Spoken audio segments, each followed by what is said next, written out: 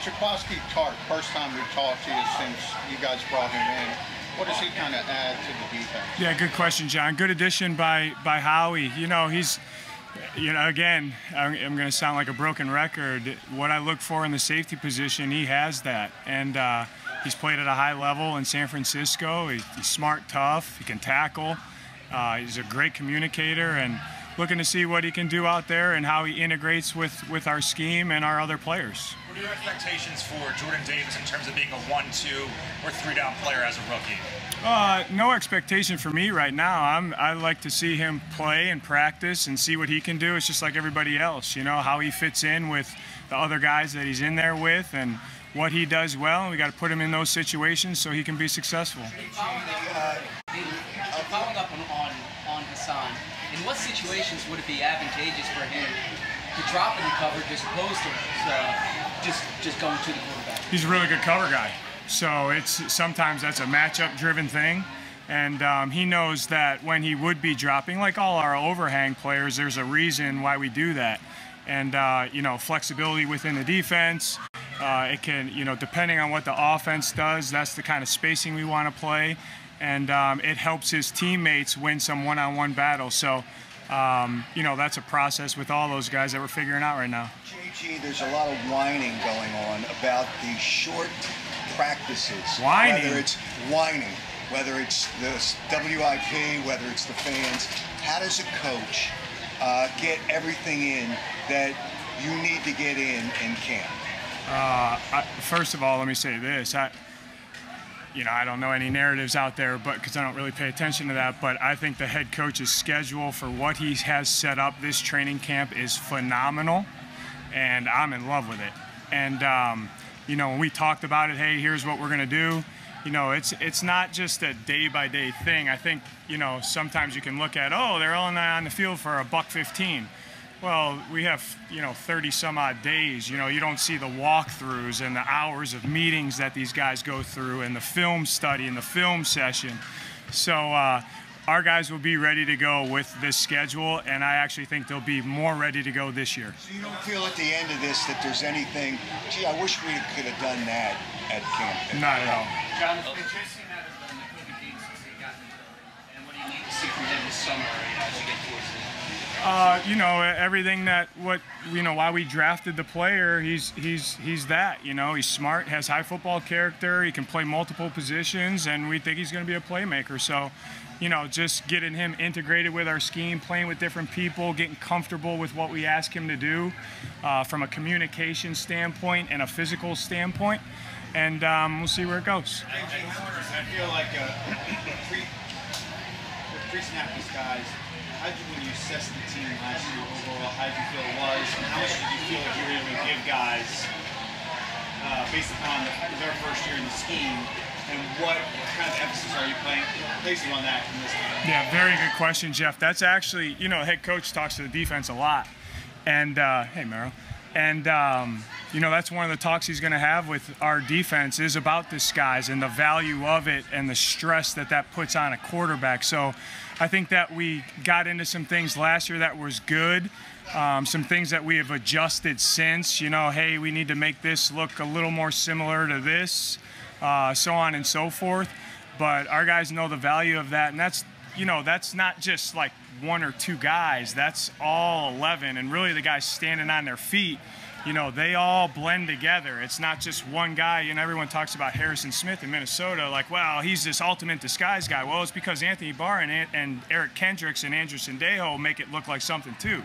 So all those guys fit together. Disguise is everybody on the defense blending in together. It all works. They all work hand in hand. So that's a step that we have to take. That's a really good question, Jeff. At corner where you have like more guys than reps to go around, how much do you have to think through what that rotation is like in practice, and how tough is it to get a true evaluation on all of those guys? Yeah, I think over the course, good question, but over the course of camp, there's enough reps to go around. And our guys will get a good evaluation of the type of players that they are, how comfortable they are playing, you know, with each other and on their own too. But they're going to get enough reps where we can say, hey, we feel really good about this and we're comfortable with these guys playing, And looking forward to really the competition with those guys. And that's what I talk to our guys about all the time. Like, we know you're going to make mistakes, but when we run that coverage the next day, let's not make that same mistake, because that's showing improvement. So, and that's what you're looking for, the entire defense, especially with young guys that haven't played a lot of snaps. What's the value, without giving any secrets away or percentages, what's the value of having guys who are capable of playing in an odd front or an even front? And what's the challenge of guys who, going back and forth and being that flexible? Yeah, no secrets here, Ruben. We, you see, what you see is what you're going to get. We, there's value to be able to play different coverages, different fronts, depending on who you're playing and our matchups. So you're going to see a lot out there.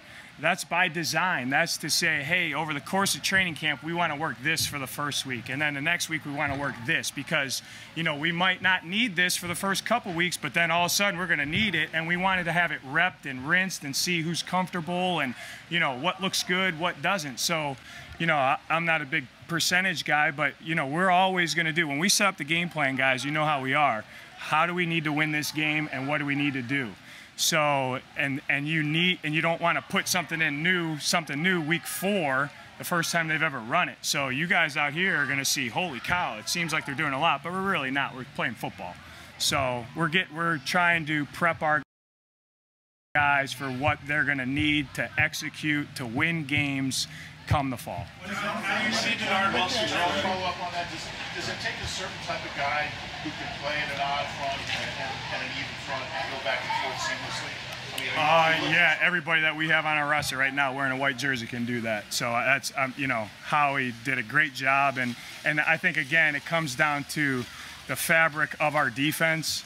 Those guys have high football character. They're unselfish, so they understand when we ask them to do certain things, there's a reason why, and that ultimately is to win the game. Have you seen Denard Wilson's role changing now that you have the pass game coordinator? Yeah, excited for Denard. I mean, not much. He's my right-hand man. So, he does a great job with those guys. That's, a hard position to coach because there's 5 or 6 guys on the field, 4, 5, or 6 guys on the field all the time, and they're doing different things. And, he's, obviously we value him as an organization. Myself, I talk with him every day. I think sometimes he gets mad at me. He's like, hey, I got to do some work. Get out of here. Stop talking to me. But, obviously grateful to have Denard. What did you learn about T.J. Edwards now that you've had him for a year that maybe you didn't know about him when he got here as an undrafted?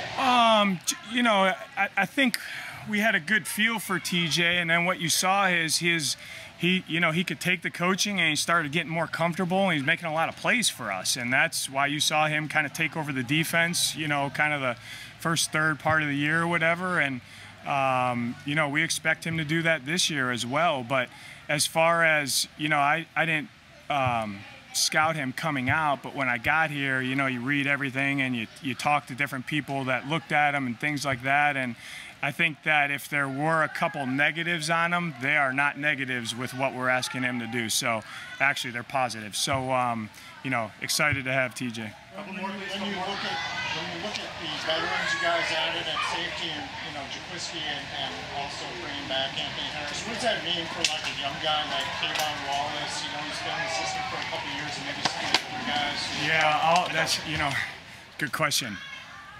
When you have vets that have played a long time with high football character, those are the guys that you want the young guys to mimic. Now, we've all been around guys that are really good players that really, you could say, I don't know if I would watch what he does all the time. There's not one guy on our defense that's a vet that I wouldn't say, hey, young guy, watch this guy and do what he does because he's going to help you become a better player. So very grateful for the vets that we have on this unit because they help the young guys. How does that help a guy like Kayvon, for example? A lot because, if you want to learn football, talk to the players. So, we can sit up there and I can tell Kayvon something, but, it might not be making sense how I'm saying it. Well, go ask Anthony Harris and I bet it makes sense because he'll put it in his own words of, hey, this is what the coaches are saying. Here's what you got to see. This is what you should feel. This is what you need to do. You got it? Yeah. So it's always a very valuable thing to have on your defense, smart players that have played a lot because a lot of times they bridge the gap from coaches to the young players. They're that bridge.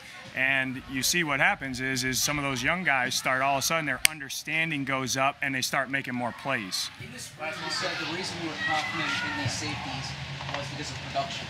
What specifically have you seen from Marcus Epps, whether practice and games, to give you that type of confidence? I mean, the first thing I look for in a safety is reliability. He's very reliable. He's smart, tough, and he's got a very unique skill set that you need, in my opinion, to play safety in the NFL today. In 2022, the safety position looks different than when I got in the league at 2007. You know, you got to be able to cover, you got to be able to tackle, you got to have ball skills, you got to, you know, play zone, you got to process. That's a thinking position. So, you know, he has all those tools. That's it. All right, guys. Thank you.